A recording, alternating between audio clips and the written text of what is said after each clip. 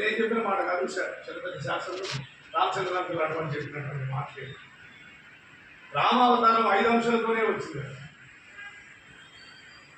భగవతత్వంలో వచ్చిన అన్ని అవతారాల్లో 16 అంశాలతో వచ్చిన అవతారం ఒక భగవాన్ శ్రీకృష్ణ అవతారం.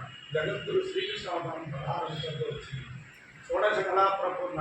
మళ్ళా నెక్స్ట్ వచ్చింది భగవాన్ సత్యసాయి బాబా వారు.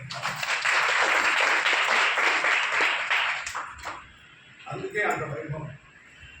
మనం రామాలయం కట్టుకున్నా, ఒక రాముడు కట్టుకున్నా, రామ మందిరం కట్టుకున్నా, మన భారతదేశంలో కట్టుకున్నా, ఒక 2-3 దేశాల్లో కట్టుకున్నా కూడా ప్రపంచవ్యాప్తంగా 170-180 దేశాల్లో రాముడు తెలియని దేశాలు చాలా ఉన్నాయి. ముస్లిం కంట్రీస్ కానీ, క్రిస్టియన్ కంట్రీస్ కానీ.